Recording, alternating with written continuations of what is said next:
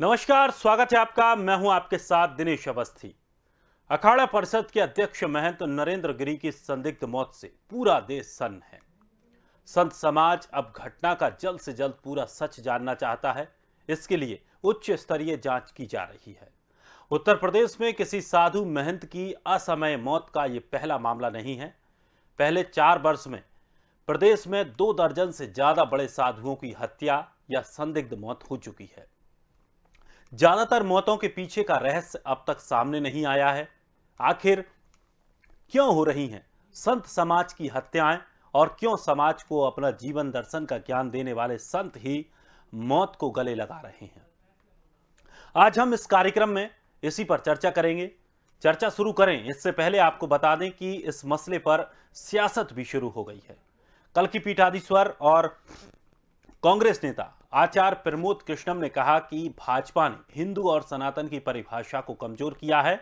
उनके लिए जो भाजपा से जुड़ा होता है वही हिंदू है और जो इनसे जुड़ा नहीं है उसे हिंदू नहीं माना जा रहा। इसीलिए संत उपेक्षित है और असुरक्षित है। कांग्रेस के राष्ट्रीय प्रवक्ता रणदीप सुरजेवाला ने भी अपने शोक संदेश में साजिश की आशंका जताई और यूपी की बीजेपी सरकार को कटघरे में खड़ा कर दिया। उन्होंने लिखा कि संतों महंतों की सर्वोच्च संस्था अखाड़ा परिषद के आदरणीय महंत नरेंद्र गिरी जी की संदिग्ध परिस्थितियों में मृत्यु हृदय विदारक है। श्रद्धांजलि क्या ये आत्महत्या है या सुनियोजित हत्या? उत्तर प्रदेश भाजपा की ये कैसी सरकार है जो देश के संतों महंतों की रक्षा करने में समर्थ नहीं है? वहीं समाजवादी पार्टी के राष्ट्रीय अध्यक्ष और पूर्व मुख्यमंत्री अखिलेश यादव ने इस मामले की जांच हाईकोर्ट के जजों की कमेटी से कराने की मांग की है। तो वहीं एनसीपी के प्रवक्ता नवाब मलिक ने तो सीधे योगी सरकार को निशाना बना लिया। उन्होंने कहा कि एक महंत राज में एक महंत सुरक्षित नहीं है। उन्होंने कहा कि महंत के राज में महंत सुरक्षित क्यों नहीं है, सीबीआई की जांच की जानी चाहिए। इसका मतलब है कि उत्तर प्रदेश सरकार पर लोगों को भरोसा नहीं है। ये बड़ा दुर्भाग्यपूर्ण है। तो वहीं महाराष्ट्र के बीजेपी विधायक राम कदम ने पलटवार किया है। उन्होंने कहा कि अखाड़ा परिषद के प्रमुख पूजनीय महंत गिरी जी की दुर्भाग्यपूर्ण मौत हो गई। पूरा देश समूचा साधु संत समाज दुखी है। मौत के कुछ घंटे बाद ही महाराष्ट्र की कांग्रेस और शिवसेना ने यह मामला सीबीआई को सौंपा जाए। उन्होंने ऐसी मांग की। सभी साधु संतों को विश्वास है कि उन्हें न्याय मिलेगा, लेकिन पालघर में हुए निर्ममता पूर्वक साधु हत्या पर 525 दिन बीत जाने के बाद भी केस सीबीआई को नहीं दिया गया। उत्तर प्रदेश में सीबीआई की मांग करने वाली शिवसेना कांग्रेस महाराष्ट्र ने पालघर साधु हत्या सीबीआई की क्यों नहीं सौंपा? उत्तर प्रदेश को नसीहत देने वाली ठाकरे सरकार पालघर साधु हत्या केस सीबीआई को क्यों नहीं सौंपती, इसका भी जवाब दे। तो इन नेताओं के अलावा बसपा सुप्रीमो मायावती ने भी ट्वीट किया कि देश के प्रख्यात संत अखाड़ा परिषद के अध्यक्ष महंत नरेंद्र गिरी की मौत खबर अति दुखद है और इस परिस्थिति में उनकी मौत की खबर है वो अति चिंतनीय है।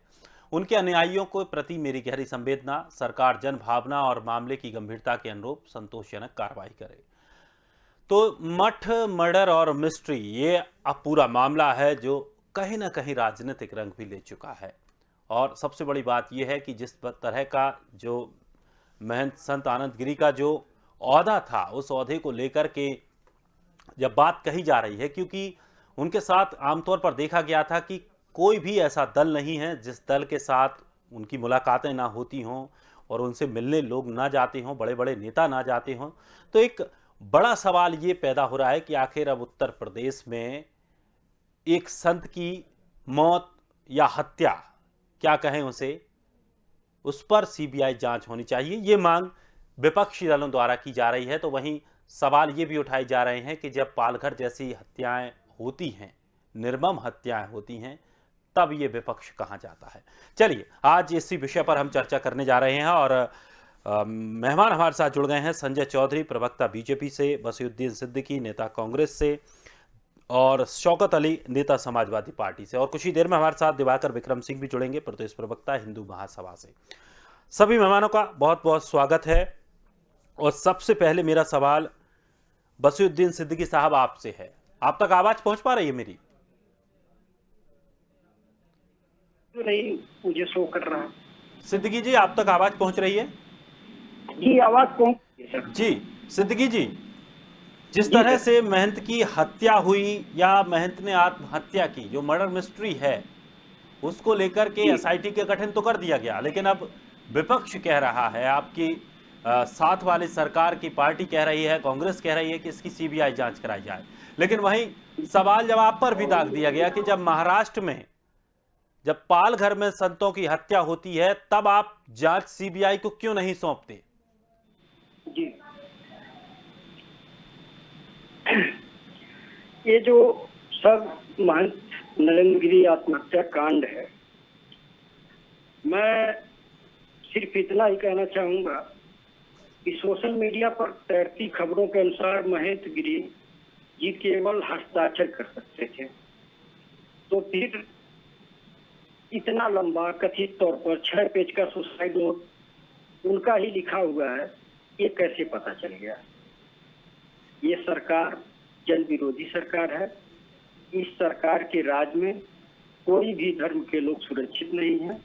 इस तरह की अंधेर नगरी आखिर कब तक चलती रहेगी? मेरा सीधा सवाल सरकार से है। चलिए, संजय चौधरी साहब, साधु संतों की सरकार और साधु संत सुरक्षित नहीं, सवाल उठना लाजमी है। देखिए, ये सरकार साधु संत ही नहीं, समाज के हर वर्ग के लिए, उनकी सुरक्षा के लिए, उनके सम्मान के लिए और उनकी शांतिपूर्ण स्थिति के लिए पूरी तरह से काम कर रही है। 4.5 साल की सरकार में लॉ एंड ऑर्डर कंट्रोल में है और एक भी दंगे का न होना इस बात का संकेत है कि सरकार सुरक्षा व्यवस्था पर कितना बेहतरीन काम कर रही है। मैं 1-2 उदाहरण की ओर आपका ध्यान दिलाना चाहूंगा। थोड़े दिन पहले ही दासना के मंदिर में एक छोटी सी घटना होती है जहां नाम बदलकर 2 लोग जाते हैं। जब उनका पूछताछ होती है तो पता चलता है कि वो नाम बदले हुए व्यक्ति वो असली नाम नहीं है, वो दूसरे नाम है और उनकी मनसा वहां के साधु का सर्जिकल ब्लेड से उनकी हत्या करने का था। सरकार ने मुस्तैदी से उस पर पूरी जांच की। पूरे देश में वो नेटवर्क फैला हुआ था। उस नेटवर्क के अभियुक्त भी पकड़े गए और षड्यंत्रकर्ता भी पकड़े गए। ऐसी स्थिति में जब सरकार छोटी सी घटना के आधार पर पूरे नेटवर्क को पकड़ के उस कांड का पर्दाफाश करती है, सरकार की संवेदनशीलता का पता लग सकता है। नरेंद्र गिरी जी के मामले में भी आप 24 घंटे के अंदर देखिए कि जिन पर आरोप था वे सभी पुलिस की हिरासत में थे। सरकार के जो सर्वोच्च मुखिया है योगी आदित्यनाथ जी, वो घटनास्थल पर पहुंचते हैं। वहां की सरकारी मशीनरी को उसकी निष्पक्ष और त्वरित जांच की उनको निर्देश देते हैं और उस दिशा में काम शुरू हो जाता है। मुझको लगता है कि इसमें जो विपक्षी दल के लोग हैं वो षड्यंत्र करके इस जांच को लंबी कैसे खिंच जाए, इसीलिए वो कुछ लोग इसमें मांग करते हैं कि हाई कोर्ट के सिटिंग जज से जांच होनी चाहिए। कुछ का कहना है रिटायर्ड जज से जांच होनी चाहिए और कुछ वही लोग जो कहते हैं कि सीबीआई सरकार का तोता है। कल तक ये बोलने वाले लोग केवल और केवल जांच आगे बढ़ जाए, असली अभियुक्त न पकड़ पाए, इसलिए सीबीआई जांच की भी मांग करने लग जाते हैं, जो सीबीआई के अस्तित्व पर लगातार प्रश्न चिन्ह उठाते हैं। तो इनकी मंशा ठीक नहीं है। मुझको लगता है कि इस जांच को वो डिरेल करना चाहते हैं और उनका मंतव्य ये है कि असली हत्यारे किसी भी तरह से पकड़ में न आए और ये जांच धीमी हो जाए। सरकार इसके पीछे के जो भी कारण होंगे, जो भी अभियुक्त होंगे, जो भी षड्यंत्रकर्ता होंगे, उनको पकड़ने के लिए तत्पर है और मुस्तैदी के साथ एसआईटी का गठन करके उनके गलत तक पहुंचने के भरसक प्रयास हो रहे हैं और तुरंत वो लोग पकड़े जाएंगे और ऐसा कठोरतम दंड उनको मिलेगा कि आने वाले समय में ये मिसाल बनेगा। चलिए, शौकत अली साहब, शौकत अली जी, आप तक आवाज पहुंच रही है? शौकत अली साहब, आप सुन पा रहे हैं? चलिए, फिर से जुड़ेंगे। मैं टीम से कहूंगा कि उन्हें सही से एक बार फिर से जुड़ें। शौकत जी, आप तक आवाज पहुंच रही है मेरी? जी, पहुंच रही है। आपकी आवाज आ रही है मुझे। शौकत जी, विपक्ष तमाम आरोप लगा रहा है संत महेंद्र गिरी की मौत के बाद कि इस तरह से बीजेपी में संतों की सरकार और संत ही सुरक्षित नहीं हैं। तमाम तरह से जांच कराने की बात कही जा रही है, हाई कोर्ट से जांच कराने की बात कही जा रही है, सीबीआई से जांच कराने की कही जा रही है। बीजेपी का पक्ष है कि आप जांच से भटकाना चाहते हैं, जो मुख्य आरोपी हैं वो विपक्ष उनको बचाना चाहता है, इसलिए चाहता है कि ये जांच थोड़ी लंबी खिंच जाए और इस तरह की जांचों की मांग कर रहे हैं। देखिए दिनेश जी, बड़े दुर्भाग्य की बात है आज भारतीय जनता पार्टी की सरकार में, क्योंकि उत्तर प्रदेश के मुख्यमंत्री भी के सनातन धर्म के अगवा हैं, महंत हैं, और उनकी ही सरकार में तमाम संतों की संदिग्ध परिस्थितियों में मौत हुई है। उनकी जांच की स्थिति क्या है पूरा उत्तर प्रदेश देख रहा है। मैं आपका ही एक लेख पढ़ रहा था, उसी में लगभग लिखा हुआ कि 20 संतों की संदिग्ध परिस्थितियों में मौत हुई है। उनकी जांच की क्या स्थिति है, क्या विपक्ष ने उनको रोक रखा है? सारी मशीनरी आपके हाथ में है, सारे उपकरण आपके हाथ में है, सारी जांच एजेंसियां आपके अधीन काम करती हैं। उसके बाद क्या किसी ने आपको बाधित कर रखा है? उनकी जांच की रिपोर्ट कहां तक पहुंची, क्या स्थिति है, कितने लोगों को सजा मिली और कितनों को न्याय मिला? ये उत्तर प्रदेश की सरकार सिर्फ ये चाहती है कि आज किसी भी तरीके से अपने आप को बचाया जा सके। जिस संत समाज का उत्तर प्रदेश में मुखिया ही संत समाज का हो, उसमें संत समाज भी सुरक्षित महसूस ना करे। तमाम संत समाज के लोग सुरक्षा की मांग कर रहे हैं और इस बात की गुहार लगा रहे हैं कि एक बड़े संत आज दुर्भाग्य से हम लोग के बीच नहीं है, उनकी मृत्यु हो गई। और भारतीय जनता पार्टी को इस कोशिश में लगे हैं कि किस तरह चीजों को गुमराह किया जाए, किस तरह चीजों को बांटा जाए, किस तरह लोगों को गुमराह करके चीजों से हटाया जाए। उत्तर प्रदेश के तमाम लोग आज इस बात की मांग कर रहे हैं कि इसका खुलासा होना चाहिए, जो भी लोग इसमें पाए जाए उनके खिलाफ कड़ी कार्रवाई होनी चाहिए। लेकिन भारतीय जनता पार्टी की पहली प्राथमिकता यह है कि अपराधी उसमें कैसे बच जाएं। तमाम लोगों ने तमाम तरीके की जांच की बात की है। भारतीय जनता पार्टी की सरकार एक बार भी इस बात को नहीं कहती कि ठीक है हम आप जो मांग कर रहे हैं हम जांच कराएंगे। अरे किस बात का भय है?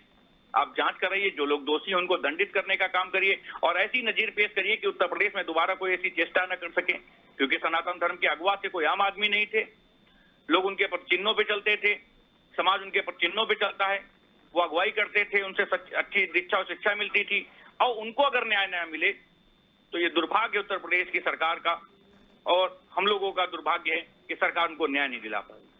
चलिए, और अच्छा होता कि पालघर में जिस तरह से साधु संतों की हत्या हुई थी उस समय भी आप इतने पुरजोर तरीके से इस मुद्दे को उठाते तो शायद वो भी अच्छा होता। हालांकि चलिए अच्छा है, जांच होनी चाहिए, सभी इसका समर्थन करते हैं। दिवाकर जी हमारे साथ जुड़ गए हैं, दिवाकर विक्रम जी। दिवाकर जी, क्या जो मठों की संपत्तियां हैं वो उनका विवाद अब जानलेवा होता जा रहा है?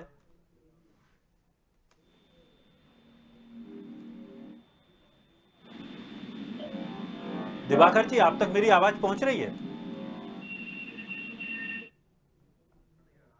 चलिए, बसीउद्दीन सिद्दीकी जी, आप तक आवाज पहुंच रही है? जी जी, आवाज आ रही है। सिद्दीकी जी, क्या लगता है, क्या जो मठों की संपत्तियां हैं उन पर अब इतने विवाद बढ़ रहे हैं कि वो जान लेने से भी नहीं चूक रहे? जी, शायद इसकी जड़ जो है, जो वहाँ पे श्रद्धा से जो है चंदे आते हैं, मेरे समझ से वही इसकी जड़ है। और मैं संदीप जी मैं कहना चाहूँगा कि बिना फोरेंसिक जांच के सुसाइड नोट पब्लिक डोमेन में कैसे आ गया? कैसे एक आईजी लेवल का अधिकारी बिना जांच के आत्महत्या होना बता दिया? सरकार के पास इसका कोई जवाब है क्या? बिल्कुल, सवाल जायज है। संजय जी, जवाब दीजिए।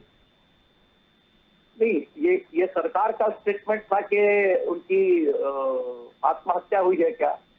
सरकार का तो स्टेटमेंट था नहीं। जो वहां इन्वेस्टिगेशन के लिए लगे थे उन्होंने कहा कि प्रथम दृष्टया ऐसा लगता है। मुझे लगता है कि जिस वाक्य को उन्होंने कहा है उस वाक्य को पूरा साफ साफ और सच पढ़ा जाए। उन्होंने कहा था कि हमें प्रथम दृष्टया ये मामला ऐसा लगता है कि उन्होंने आत्महत्या की है। तो फर्स्ट हैंड ये इंफॉर्मेशन दी गई थी कि उनको प्रथम दृष्टया ऐसा लगता था। सारी जांच के लिए जांच का आधार तो उन्हीं का पत्र था, उसी के आधार पर हो रही है। सारे एंगल्स पर जांच हो रही है, वरिष्ठ अधिकारियों की टीम लगी है, साइंटिफिक तरीके से जांच हो रही है, फॉरेंसिक के एक्सपर्ट वहां पर पहुंच गए थे। उन्होंने उसके बाद जांच के दायरे को आगे बढ़ाया है।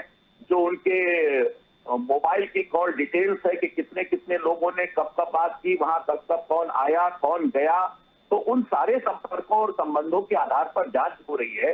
मुझे लगता है कि हम सब लोगों को वकील बन के, एक इन्वेस्टिगेशन की एजेंसी बन के इस प्रकरण के जांच करने के बजाय सरकार ने जो एसआईटी बनाई है, उस एसआईटी की परिणाम आने के बाद, सारे अभियुक्तों की पूछताछ के बाद ही कोई राय देनी चाहिए। समय से पहले राय देकर इस पूरी विवेचना की दिशा को मोड़कर दिग्भ्रमित करने का प्रयास नहीं करना चाहिए। मैं समझता हूं कि हिंदू समाज के सर्वोच्च संत के साथ एक ऐसा देहावसान हुआ है जो प्रश्नवाचक चिन्ह के घेरे में है। तो सर, घेरे में बहुत सारी चीजें हैं। सर, घेरे में बहुत सारी चीजें हैं। उत्तर प्रदेश में 4 साल में 2 दर्जन से ज्यादा साधुओं की संदिग्ध मौत या उनकी हत्या हुई है। देखिए, लेकिन एक ज्यादा बड़े संत के साथ अगर कुछ ऐसा होता है तब सरकार इतनी एक्टिव दिखाई देती है, लेकिन जो 4 साल में जो 2 दर्जन से ज्यादा मैं आपसे पहले भी कह रहा हूं कि इस प्रकार की घटना, मैंने तो आपको कहा कि दासना के मंदिर में सामान्य संत के प्रति इस प्रकार के अपराध का आपने उसका परिणाम देखा है। पूरे देश में उस प्रकार के जो षड्यंत्रकारी थे उन तक उत्तर प्रदेश की पुलिस पहुंची है। पहुंचने के बाद उनको गिरफ्तार किया है। उनका मंतव्य क्या था और इस षड्यंत्र के पीछे कौन कौन लोग थे, उनके करने के पीछे कारण क्या थे, पूरा का पूरा गिरोह 7 राज्यों से पकड़ा गया। तो मुझे लगता है कि उसको देखते हुए इस पे राय बनाने से बेहतर है कि थोड़े समय का इंतजार किया जाए और इसके परिणाम के आधार पर जो सरकार, जो एजेंसी है, एसआईटी है, वो जब कोई डिक्लेरेशन करे तो उसके बाद ही हम सबको ये अपनी राय देना चाहिए। और अभी राय देने से बचना चाहिए। वास्तव में क्या है, कहीं कोई मीडिया की रिपोर्ट आ गई, उसके बेस पे किसी ने कह दिया कि ऐसा है, तो किसी ने कहा ऐसा नहीं, इस तरह का है। तो मुझे लगता है कि ये सुनकर के बंदर कान ले गया। इसके बाद जरूरी है कि देखे, कान जो है वो वहीं लगा हुआ है। तो सारी स्थिति देखने के बाद बजाय इसके कि वहां की स्थिति सामान्य रहे, हमें अफवाहों को फैलाने से भी बचना चाहिए। और हिंदू समाज के सर्वोच्च संत के साथ ये देहावसान का एक ऐसा दुखद प्रकरण है, इस पर संयम से काम लेना चाहिए और जांच जल्दी से जल्दी कैसे हो और जो उसके पीछे दोषी हैं वो कैसे उनका पर्दाफाश हो और उनको सजा मिले, इसके लिए हम सब लोगों को एक राय होकर आगे बढ़ना चाहिए। चलिए, संजय जी, एक बात और बताइए, क्या लगता है कि जिस तरह से विवाद, जब कोई घटना होती है उसके बाद बहुत सारी चीजें निकलकर सामने आती है, उसमें एक मुख्य वजह जो देखने को मिलती है वो संपत्ति के विवाद को लेकर के ज़्यादा स्थिति बनती है कि कौन इसका आगे का उत्तराधिकारी बनेगा, कौन इस पूरी संपत्ति को संभालेगा। और जो अभी फिलहाल में जो घटना हुई, इस मामले में भी संपत्ति को लेकर के विवाद भी आया था।